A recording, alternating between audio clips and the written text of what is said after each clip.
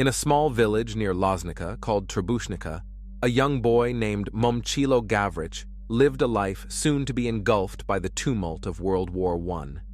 At the tender age of 8, Momčilo's world was turned upside down when Austro-Hungarian soldiers attacked his village.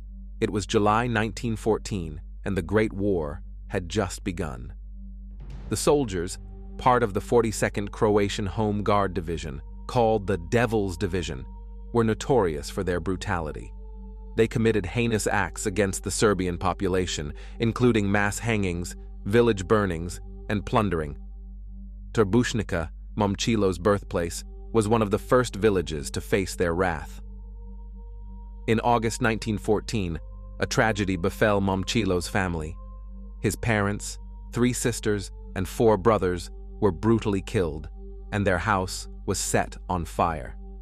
Momčilo survived, thanks to his father sending him to his uncle Vladimir's house to prepare a horse cart for escaping. When he returned, he found his home in ruins and his family gone. The sight was horrifying. The courtyard was covered in blood, and the bodies of his family members and livestock lay massacred. The young Momčilo was left alone, without parents, siblings, a home, or support. What did he do then? Despite his young age, he had the presence of mind not to go towards the positions of the Austro-Hungarian army. Instead, he headed towards the top of Mount Gučevo, where he encountered Serbian soldiers. These soldiers were part of the 6th Artillery Regiment, led by Major Stjepan Tuković.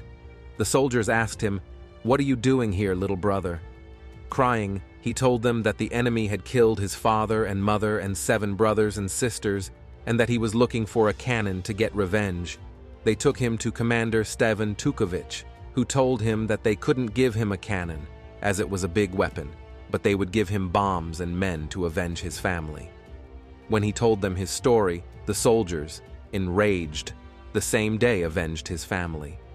Knowing that he has nowhere to go, they welcomed him into their ranks, a child among soldiers, and soon he also received an improvised military uniform. Overnight, the war had snatched away Momčilo's childhood. At 8 years old, he became a soldier out of necessity. His first military engagement took place in a village called Crnabara in Machva. Thanks to his bravery shown in these early encounters, he was promoted to the rank of corporal. The first battery where Momčilo was stationed was wiped out by Austro-Hungarian artillery. With the entire crew dead, a cannon had overturned. Seeing that the cannon had not fired, Momčilo rushed out of his trench, pulled the fuse, and the cannon fired. At that moment, an Austro-Hungarian unit climbing uphill was literally massacred by that cannon shot. When Major Tuković heard about this, he asked who was firing from the first cannon since the entire battery crew had perished. They told him it was Momčilo Gavrić. When the child appeared, Tuković was amazed. He couldn't believe it. Seeing Momčilo, he promoted him to the rank of corporal. At 8 years old, Momčilo had made history and received the rank of corporal. After the battles at Cher and Gučevo, Momčilo Gavrić, called the son of the Drina division, fought in the Battle of Kolubara. Major Stjepan Tuković, the unit's commander, gave Momčilo a unique role. Each day, he allowed Momčilo to fire 3 cannon shots, symbolizing his fight against the enemy and revenge for what they did to his family. "This one is for my brother. This one is for my sister, for father, mother." He ran from cannon to cannon, firing shells. Momčilo traversed all the battlefields from 1914 to 1918, sticking closely with his regiment. The most challenging period was the withdrawal through Albania, a harrowing episode in Serbian history where 77,000 Serbian soldiers perished. Momčilo survived this ordeal thanks to Miloš Mišović, a soldier from Zlatibor, who was assigned to look after him.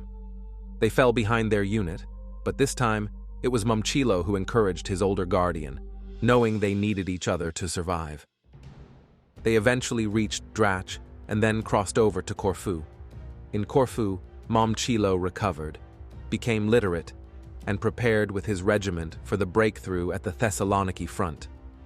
At Kaymakchalan, one of the toughest battles for the Serbian army, Momčilo was wounded, hit by shrapnel in his right hand. In 1917, after his injury, Momčilo met the famous General Živojin Mišić. General Mišić, seeing him at the position, asked Stephen Tuković why a child was at the front. Tuković explained that Momčilo was not just a child, he was a participant in the battles of Kolubara, Ker, and Gučevo, had crossed Albania, recovered in Corfu, and was now back at Kajmakčalan. General Mišić then promoted him to the rank of sergeant. At 12 years old, Gavrić became the youngest non-commissioned officer not only in the Serbian army but in all the armies participating in World War I. During the war, Momčilo met Archibald Rice, a renowned forensic scientist. The meeting, which occurred at Kajmakčalan, left a lasting impression on Momčilo. Rice, amazed to see a boy with a sergeant's rank, became interested in his story. Speaking reasonably good Serbian, Rice gifted Momčilo a pocket watch, which is now with Momčilo's nephew. When World War I ended, Momčilo returned to liberated Belgrade with his unit. He spent some time in Belgrade, but an English mission aimed at helping war orphans caught his attention. The commander of Momčilo's unit sent him to England for schooling, sponsored by this mission. Momčilo was among 105 selected boys to continue their education in England. He spent 3 years there, becoming one of the top 3 students in his high school.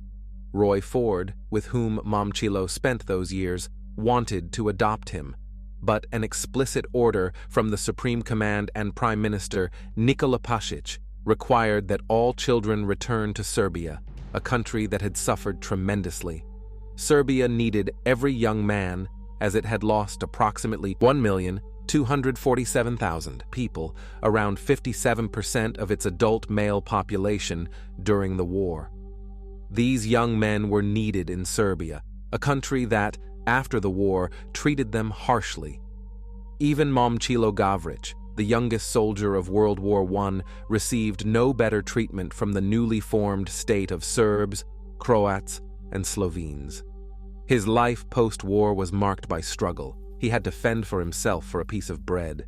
After the war, Momčilo spent 6 months in Banja Koviljača, first staying with his brother Svetozar. He worked in a locksmith's workshop, then in a foundry in Šabac, and later moved to Novi Sad, where he worked for some time as a tram conductor. Meanwhile, Momčilo continued his education, completing a printing apprenticeship and passing a driving test. In 1928, Momčilo was conscripted into the army as part of the mandatory military service. However, his time in the army was not smooth. He experienced difficulties and ended up in prison. Despite telling his story of participating in the war and holding the rank of sergeant, no one believed him. Accused of trying to avoid military service, he spent 3 months in jail. Momčilo Gavrić's life path was thorny, even during World War II. He was arrested by the Nazis and imprisoned in the notorious Banjica concentration camp, from which he eventually managed to escape. In 1944, he was mistakenly accused of being a collaborator and almost faced a firing squad. A partisan major who knew of Momčilo's true identity saved him. After this ordeal, he became withdrawn, grew a beard, and stopped speaking altogether. Momčilo Gavrić then fell into obscurity until 1985, when he was brought back into the public eye. In Paris, the then French President François Mitterrand awarded him a medal. General Lepardier remarked, "It's a pity you're not a French citizen. You would surely have your monument on the Champs-Élysées." Momčilo Gavrić passed away on April 29, 1993. He was buried in the new cemetery in Belgrade with military honors, remembered as the youngest sergeant of the Serbian army in World War I. His life, marked by extraordinary experiences from childhood to old age, remains a poignant reminder of the costs of war and the resilience of the human spirit.